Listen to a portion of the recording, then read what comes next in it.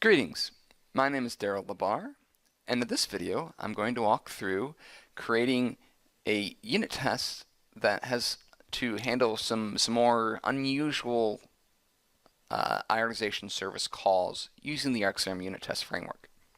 So first let's look to see what we're actually going to be doing. We have a plugin called AutoResolve Case on Job Close Logic.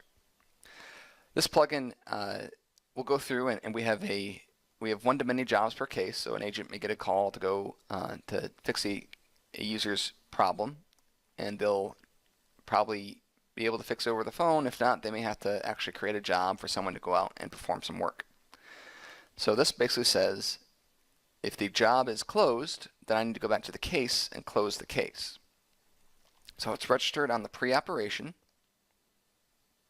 of an update of the job.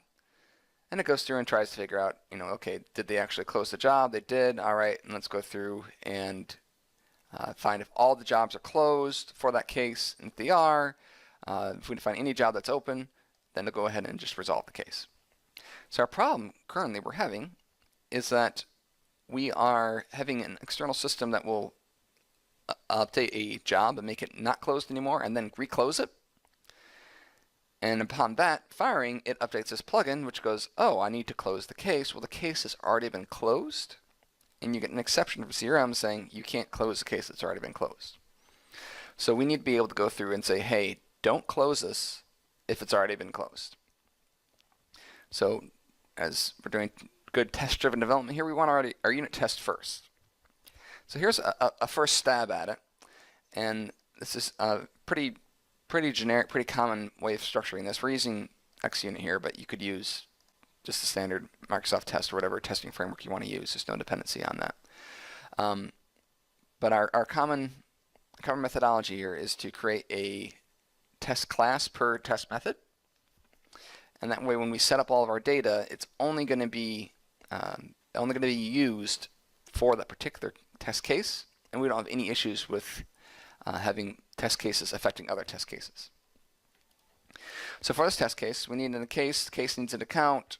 We're going through, and upon load of the test, we're going to make sure the case is resolved when we create it, and we create our a case in our account here on our create method, and the case is going to be underneath the account. So the account ID on the case will be set. And so that's just the setup for the test. And then we have our actual plugin. We have our target. It says, okay, we have a job that's been done and active, so it's been closed basically. And then there's a pre-image to say what was it before. We'll have this case ID associated with it, and this is the job number. Again, this is just mock data.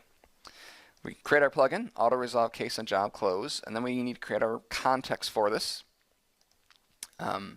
So we take the first registered event for that plugin, which is that update, and it goes and it uses reflection to go and pull that off that plugin. We give it our target, we get our pre-image, we build our context, and there's our context. Now we actually build our iService provider. So we have a service provider builder, and it takes in our organizational service, our context, and then a logger. And we build that, and then we actually perform our test method. All right, execute this plugin. And then we can do our assert here. Go ahead and get the case and assert that the state code should not be active. So the case status should not have changed. Well, the problem here, let's go through and read our test is job closed, but case closed should close job and do nothing to the case. Well, the case was already created up here as resolved. It was already closed.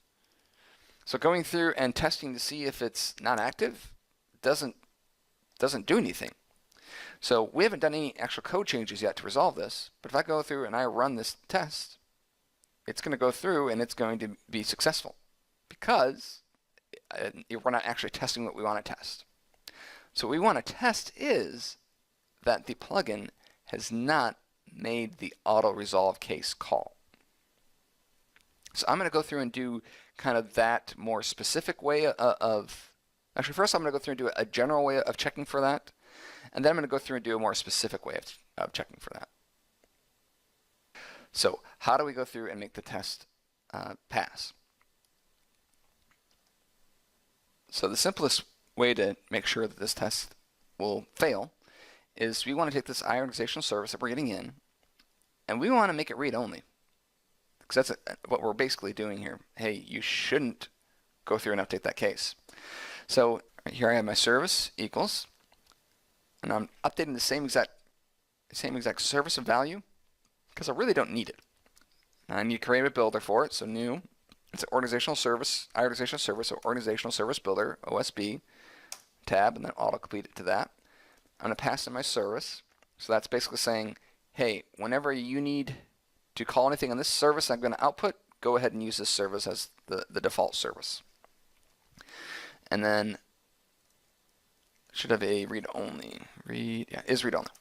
Okay. That should be that built. That's missing. All right.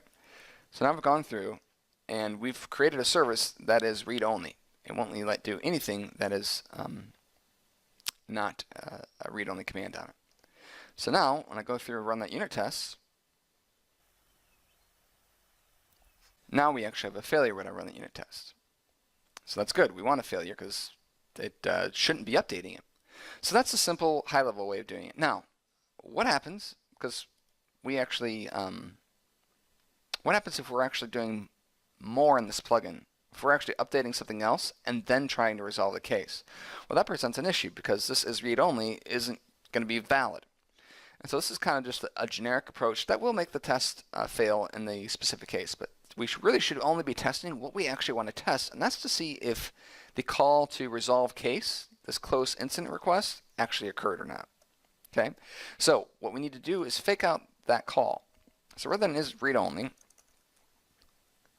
do with fake, and everything comes through as an execute. It isn't a create, delete, update, or read. So I'm just going to do fake execute. And this method, it accepts the organizational service. It accepts a function, that accepts an organizational service and a request and returns a response.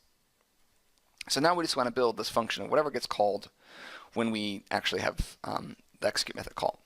So we have our service, and we have our request,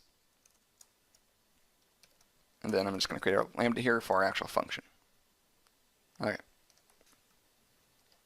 Let me just fix the formatting here a little bit because it's way off the side of our screen. There we go. All right. So now this is going to go through, and this is the function we actually want to call. We should handle the default case. So if that request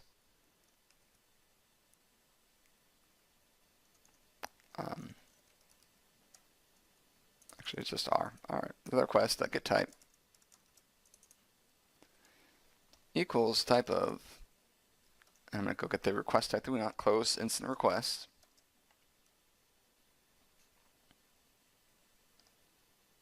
Okay. So if it's that, then this is where we want to say error.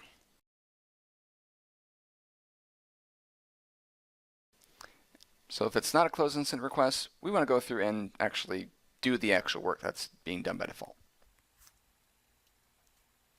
And that's just doing service.execute, get the actual request, pass it in, and return the response. So this service is going to be the actual base service that is underlying service that handles everything by default. And we're just giving an option to put a hook in at this point in time. And this thing, is. All right, once is. All right, we'll do is. Make you happy, Resharper. All right. That looks better anyway. Okay, so if it's a close incident request, throw the error, else actually return. I didn't even need that since that throws an error. So that's our basic fake here. If close incident request is called, it's going to throw that error. So now, if I go through and run our test, now it failed. If I look at the output for it, we should see our error.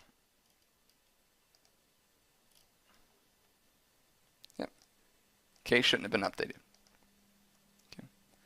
So that's one way to do it like that. If you want to do it a different way, you could do R is close incident request. That should be false because the case shouldn't be closed.